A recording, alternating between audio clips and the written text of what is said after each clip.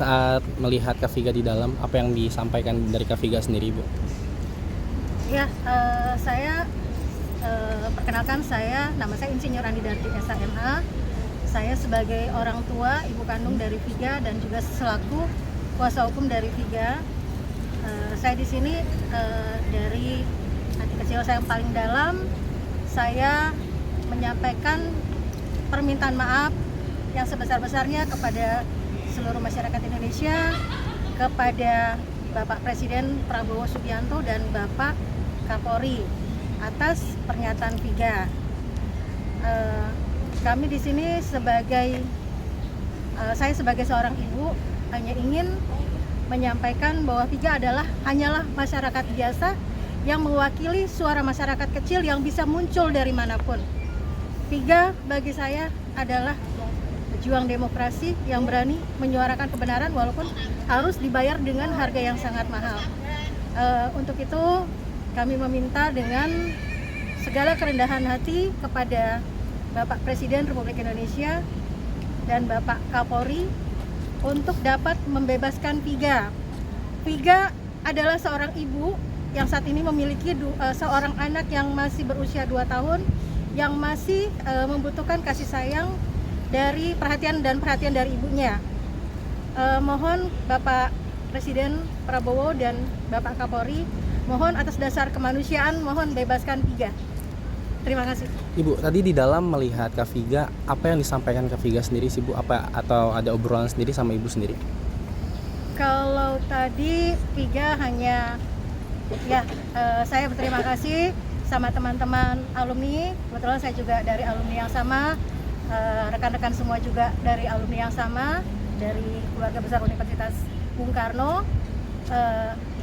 Saya berterima kasih karena semua teman-teman memberikan semangat spirit ya kepada Viga. Alhamdulillah Viga sudah semangat dan dia tadi saya juga menyemangati Viga, kamu harus kuat. Kalau kita bersama kamu, kami bersama kamu. Seperti itu aja sih. Ya, kalau saya mewakili selaku ibu kandung dan mewakili keluarga ya. Di sini harapan saya sangat berharap dan meminta dengan segala kerendahan hati kepada Bapak Presiden, Bapak Kapolri, Bapak Kapolda untuk melihat Viga. Viga hanyalah masyarakat biasa.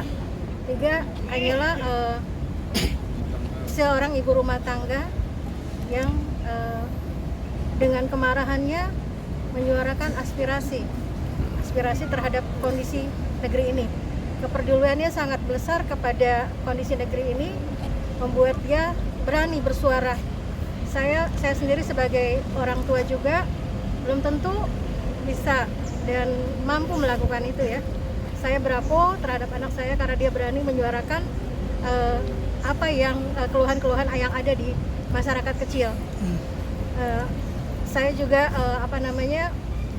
berharap ya kejadian ini bisa menjadi menjadi pembelajaran juga buat semuanya ya, bahwa demokrasi memang harus ada yang dikorbankan. Bu, ya, ini kan selain penangkapan dari Kak Viga sendiri, berarti Ibu sebagai orang tua bangga ya dengan Kak Viga sendiri? Saya bangga dengan anak saya karena dia berani memberikan menyampaikan aspirasi suara masyarakat kecil ya. Kepedulian Viga terhadap masyarakat kecil itu sangat luar biasa, dan saya pun sebagai orang tua tidak pernah sanggup melakukan itu. Kita lihat dia setiap Jumat dia membuat nasi, dia membagikan kepada masyarakat kecil, kepada ojol. Itu saya sendiri berpikir sebegitu pedulinya Viga terhadap masyarakat kecil. Jadi tolong Bapak Kapolri, Bapak Presiden, tolong, anak ini bukan penghasut. Anak ini hanya berbicara dari hati kecilnya, nuraninya. Dia mewakili suara yang timbul dari manapun, bisa timbul dari manapun. Itu saja. Baik. Oke, terima kasih. Seperti yang sudah disampaikan tadi sama senior-senior dari tim advokasi keluarga besar Universitas Bung Karno. Jumlah sampai dengan sekarang 44 orang. Yang pertama, Vicky itu perlu saya tegaskan bahwasanya Vicky itu tidak pernah terafiliasi di dalam organisasi politik manapun. Itu yang pertama. Yang kedua, sejak di bangku kuliah juga Figa Lesmana ini aktif menyuarakan persoalan-persoalan dan ketimpangan yang terjadi di Indonesia, yaitu sebagai mahasiswa disiplin ilmu dia terapkan, terus di dalam pengadvokasian juga dia 2019 ikut turun ke jalan menyuarakan persoalan RKUHP. Di 2020 Figa juga ikut turun ke jalan menyuarakan terkait dengan Undang-Undang Cipta Kerja atau Omnibus Law. Nah, pasca kejadian ataupun sebelum kejadian ini, bahwa Figa itu bukan sebagai dalang utama atau bukan sebagai aktor intelektual di dalam kericuhan yang terjadi pada tanggal 28 sampai dengan tanggal 25 sampai dengan tanggal 28 kemarin. Nah, lantas mengapa kemudian Figa mempunyai inisiatif untuk menyuarakan itu? Karena mungkin seperti ini, gejolak politik juga di negara kita ini ada banyak ketimpangan mulai dari sektor ekonomi, politik, sosial lainnya lah. Mungkin seperti itu Figa menyampaikan isi hatinya terhadap situasi dan kondisi politik saat ini. Nah, itu dia tidak pernah sekalipun menerima iming-iming dari manapun, karena murni memang dia itu menyuarakan aspirasi dia dan menyesuaikan dari disiplin ilmu dia sebagai seorang mahasiswa Fakultas Hukum Universitas Unpar. Berarti kalau dari abang sendiri ngebantah kalau asalnya Kak Figa itu disebut buzzer ya bang ya? Oke. Saya menyampaikan, saya kenal betul Figa. Figa itu satu kelas dengan saya. Satu pengurusan saya di Badan Eksekutif Mahasiswa waktu saya ketua BEM 2019.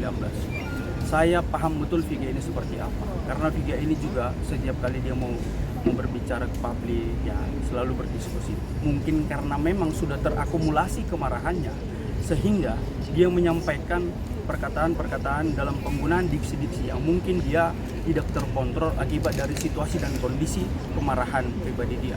Kalau ada pun orang-orang di luar sana yang mengatakan Figa itu seorang buzzer dan lain-lain dan dibayar, itu saya katakan tidak benar adanya. Dengan tegas kita sebagai tim advokasi keluarga besar Universitas Bung Karno mengatakan dengan tegas Figa itu bukan buzzer. Bang, mungkin dari tim kuasa hukum, upaya penangguhan maupun upaya hukum dari kuasa hukum Figa sendiri bagaimana sih bang untuk sampai sejauh ini? Ya, tentu kami sudah memikirkan langkah-langkah hukum ke depan seperti apa. Sampai dengan saat ini, hal yang paling mendasari adalah bagaimana caranya kita bisa mendapatkan penangguhan. Upaya penangguhan dari pihak keluarga sudah dilakukan. Nah, besok insya Allah dari tim advokasi kita ajukan penangguhan juga. Dan langkah hukum ke depannya seperti apa, tunggu waktu 1-2 hari kita coba diskusikan, kita rembuk, kita analisa semua data, analisa semua keterangan, baru kita bisa menentukan langkah-langkah hukum apa yang harus kita ambil.